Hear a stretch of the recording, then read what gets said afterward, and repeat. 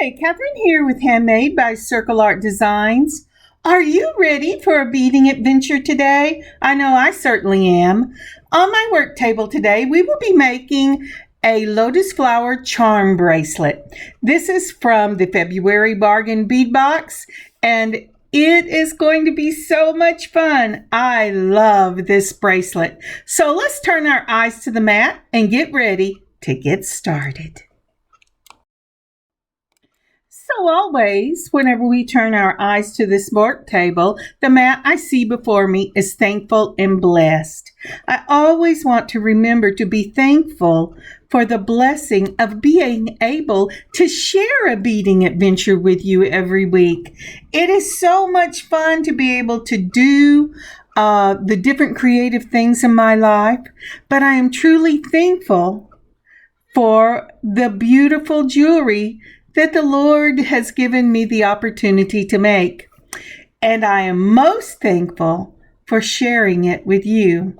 I don't say that often enough, but I really look forward to doing these every week and sharing them with you.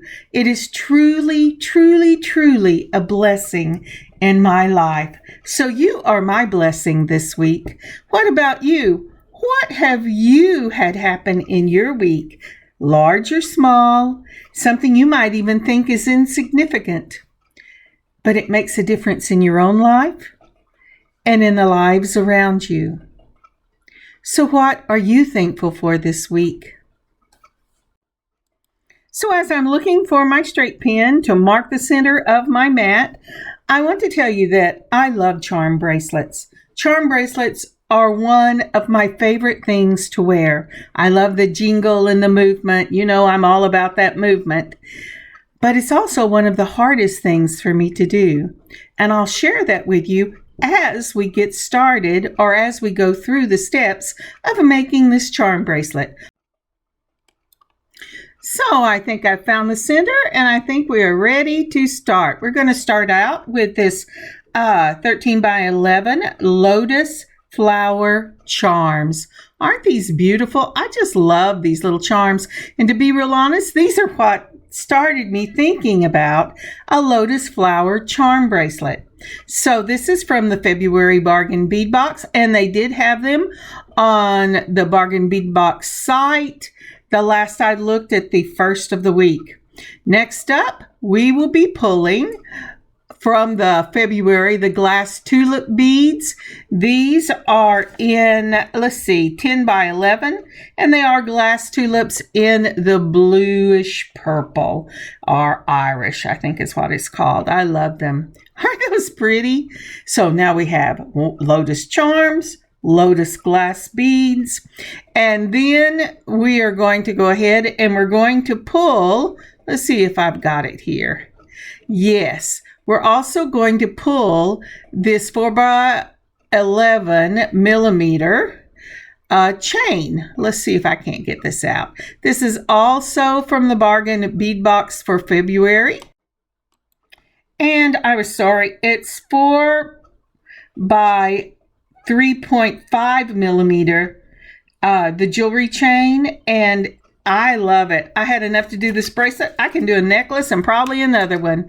I'm pulling some 24 gauge head pins right there. And yes, when I get them from Amazon, they come all crinkled, but I love it. And so this will be the palette. We will add one more thing a little bit later on, but for right now, this is the palette. So we have this beautiful chain. Now, why do I dislike this chain? First, I love it, but you have to make sure as you are going that you keep this chain flattened out between each charm. I tried, and we will need 2 of oval jump rings, and we're going to use round jump rings as well. I tried going ahead and using my straight pins and pinning it out, and if you do a close-up of this picture, you will notice that it twists real easily. And it doesn't seem to make a big deal, but whenever you are putting it on, if you don't have all of them on the same side, if you have gotten it twisted when you're making it, they will go all over the place, which is not bad if you're doing a cha-cha bracelet. But if you're only putting them on one side, it matters. Okay, I straightened out the 24 gauge wire. I put on that glass bead. And what I'm doing, oh, come down, Kathryn, is I've put it on my straight nose pliers, and I've made sure the tip is not sticking out, and I'm doing teeny tiny little turns. And I'm going to turn this until I touch the bead. Now, this is the thing. You want it to go around at least 2.5 to 3 times so that this 24 gauge will not pull out on you. The other thing is make sure that tip is rounded. Sometimes whenever you start your turns, you leave just a little bit of the tip sticking out. And that is not a good thing in this case. So we've got it rounded, and we're going to, let's see. Let's go ahead and do another one, shall we? Because this is a really wonderful skill to have. It's not hard. You start out with a straight eye pin. You put your bead on. You take your straight nose pliers. Get yourself back down, Kathryn. And then there's those teeny tiny little turns. And it makes it real easy because it just wraps itself right around your straight nose pliers. Make sure that it's at least 2.5 to 3 turns, and you've got something great going. Now, we're not going to do all of these, but I will do all of them off camera, and then we will meet back here when we're ready for the next step. Again, I can't stress enough. Make sure the tip is not sticking out of the top of your straight nose pliers and that it curves. Alrighty, here we are again, and we're going to use round jump rings. Now, I started to go with the 4mm, but I decided on the 6mm jump rings.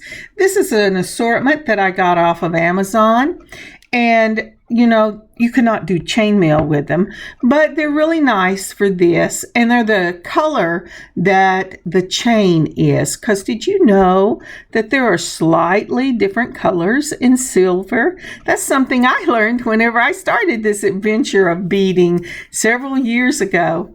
But so what I'm doing here is I have clipped this in my clip like I was going to do bead weaving, because I just didn't think I could keep it straight on the mat without my mat pulling up and the straight pins getting all messed up.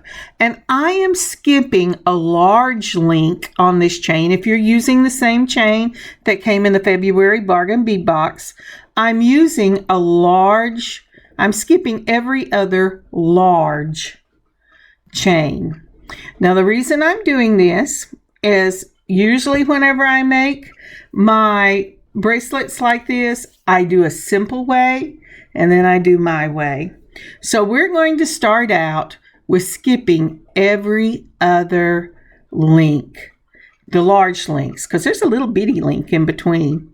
So I've opened up my jump ring by holding it between 2 chain nose pliers, twisting one side. Then I'm going to bring it through that first, and I've skipped it, the first one in my 7-inch chain so that I can put something else on it. Now I'm going, all right, is this really going to work, or am I going to have to pull it up off of this and hold it and straighten it every time? I have to tell you, I had to pull it up, straighten it every time I used it. That's one of the reasons why with this type of chain, with this type of bracelet, as much as I love it, I have to think long and hard before I do it. It is well worth the fiddling with it, but it is fiddling. So now I've got the first one on. I skipped my first link right there, and I'm trying to say, is this going to be okay? Now, I've got this one flat, that one flat, the next one flat, and the next one. And I could straighten this out every single time, but as long as I flatten out at least 2 going forward before I put my next piece on, it's going to be great. All right, between 2 chain nose pliers, twist one side. It opens that jump ring. I'm slipping it right underneath the chain, so I'm on the bottom, taking the 2 jump rings again, and I am twisting it so that it's closed. Make sure you always touch the top. I especially have to do that since my eyesight has gotten worse, and my bifocals sometimes do not bifocal. And even with my magnifiers on, sometimes I cannot see this. It's too far away for the magnifiers to work. So I've skipped that one, and then I'm going to go to the next one. Make sure it's twisted. You can tell, I think I started to tell you and then I didn't. You can tell if this is flat or twisted by the small jump rings between the links. Because the small jump ring, if it's laying flat, you've good to go. But if it's slightly raised, that link is twisted. Again, between 2 chain nose pliers, we've opened up our jump ring. We're going to put it through the bottom part. We're going to put on the Lotus Flower Charm and close that up by twisting only one side. Then we're going to have to go through and make sure that everything is flat again. This is the fiddly part. This is why it takes so long to make one of these, but really and truly it is well worth it. And I cannot tell you how many times I put on one of the charms, and because I am a stickler for going the right way, I'd have to take the little Lotus Flower Charms off because I had put it on the wrong direction, and one was facing north and the other was facing south, and I just didn't want that. If you want that in yours, that's amazing. If it doesn't have a right and a left, that would even be more amazing. All right, so I'm going to skip one, and I'm going to go ahead to these glass beads. They are just so pretty. Now, when I was telling you what these glass beads were, I call them lotus beads, but on the sheet, if you get the bargain bead box, or if you're looking up on the website where to buy them, I believe they're called glass tulip beads. But you know, they will forever be, after doing this bracelet, in my brain, lotus. And while I'm straightening this up and getting ready to count my links to put on the next one, would you please take a moment and like, comment, and subscribe to this channel? That would be so helpful. I really appreciate it so much. Now, isn't that going to be cool? So, I'm going to put on next Lotus Charm. And then I'll do the glass bead, and we're going to really carry this through till we get to the end. And when I do get to the end, I will show you the next step. Again, thank you so much for liking and commenting. And if you haven't subscribed already, please subscribe to this channel. It really helps us to grow. Thank you so much. Now let's get on to our beading adventure. So this charm bracelet is finished except for the clasp, and I really like it, but I'm making this particular one for myself, and I'll make another one to go into the shop. But I am going to do these little lotus leaf flower charms. I have taken from a previous bargain bead box a mini cone bead cap, and it really does look like the little tops on Egyptian buildings for the lotus. And to that, I'm going to add this beautiful 4x3mm crystal faceted rondelles, which are also from a previous bargain bead box, and I have put them in my stash. So what I'm going to do is I'm going to wrap these just like we did the flowers for the glass beads. My brain lost it. Now I am putting in the rondelle into this bead cap. Now you can't really see it, and I've lost it. Oh yeah, I remembered. I gotta have another Kathryn, come on, Kathryn. What are you doing? Actually, I think I get this rolled all the way down. I look at it and went, oh, wait a minute. So let's see here. And the reason I figured it out is because it went all the way to the hole. And I thought, where is the bead that's supposed to be on here? What is going on? And I went, oops. All right, let's unwind this. Now, the good news is, as long as that rondelle will fit back on it, and I've still got the end curved, so I am going to have to straighten that out. You can use this again as long as you haven't scarred your head pin. That's why I say when you're doing this little 24 gauge, you want to be real careful. So you got the flower inside and you've got a topper on that bead cap. Now I've grabbed it again and I'm rolling it all the way down. Now remember what the step was I said, because that's what I'm doing right here. I had not gotten the end rolled down, so I was catching it with the tips of my straight nose pliers and bringing it down so that it wouldn't poke out and hurt us. Now I'm going to put these on in between spaces on each one. So let's do one more now that I've got it going right. Maybe two more. Okay, so we go ahead and we put the little rondelle, and this rondelle is a crystal with an AB flash, and it is gorgeous. I put on the bead cap, then I put on another rondelle, then holding that, making sure that the tip is not sticking out and that I caught it when I did my first turn. I'm going to turn it 2.5 to 3 times. This one goes around 3 times, and I have that pretty little charm, and I'm just placing them so I know. But what we're going to do is we're going to bring it all the way to the end. But I want to go ahead before I leave you and show you how this is going to look. So I'm opening up my jump rings, and I'm going ahead and using the same size jump ring because I want these all to hang about the same distance from the charm bracelet. I'm putting it on. It jumped off once, but I got it on. I've made sure that this was flat. Oop, let me try this again. Made sure this was flat.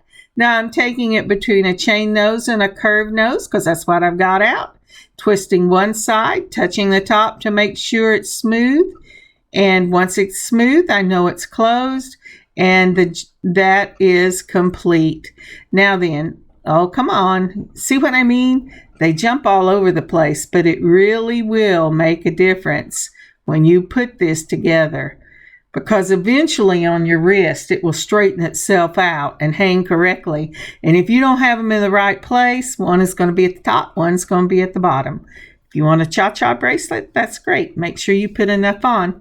All right. Now then, I have finished this up, and this is what it looks like completed. Isn't that pretty? I just love those lotus toppers on that. And I look, they do not have these and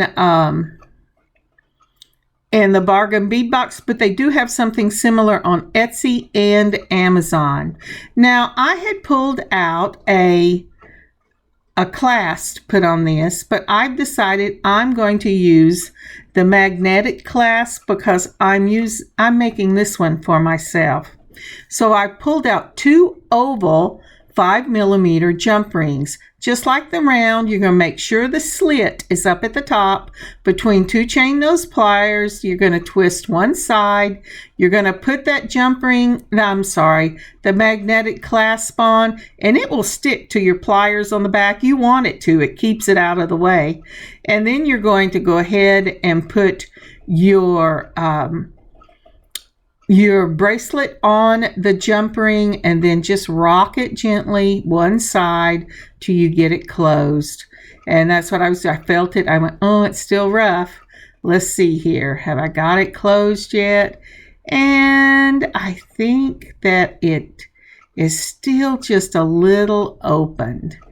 Yep. Can you see where it, well, you probably can't, but what it did was one side went under the other side, probably whenever I knocked it off.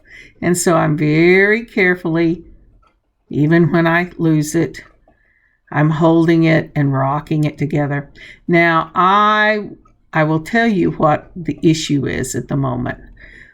I had gotten one that didn't have teeth on one side and it kept going out. But when I get the clasp on both sides, and it's just the magnetic, I'm finished. Now, isn't that pretty? I just love the extra beads.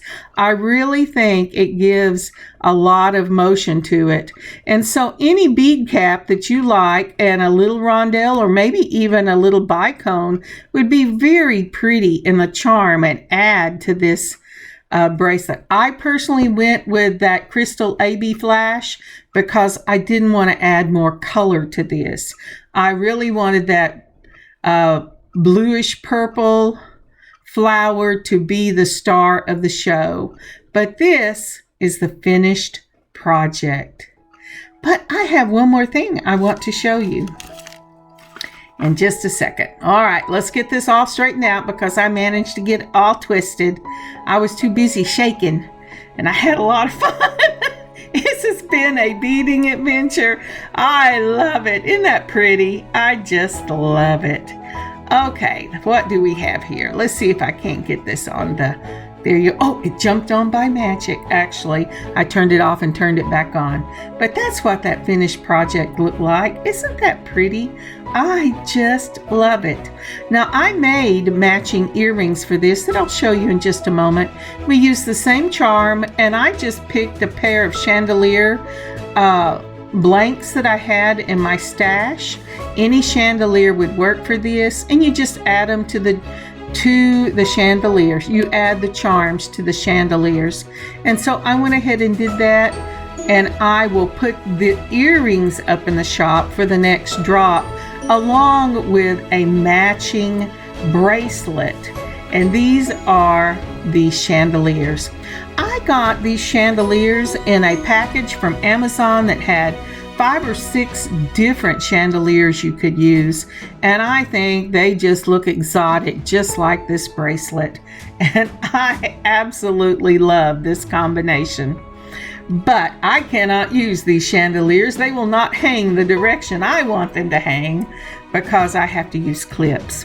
So these will definitely go up in the shop with a bracelet at our next jewelry drop. Now, isn't that beautiful? I just think that's lovely. All right, let's enjoy the pictures. I hope you've had a good time today. I know I've had a wonderful time sharing this block of time with you, and I have really enjoyed making this bracelet and these little chandelier earrings. If you have any questions, leave the comments down below and I will try to answer them for you. Again, I hope you have an amazing, wonderful adventure in beading of your own today. For those of you who don't know, we do have an online shop. It's circleartdesigns.net, and I'll let you know when we have our next jewelry drop. May God bless you, may He keep you, and may the light of His countenance shine upon you, and may you have an amazing rest of your week and a blessed weekend. Go out there and have an adventure of your own. God bless y'all. Kathryn, Handmade by Circle Art Designs.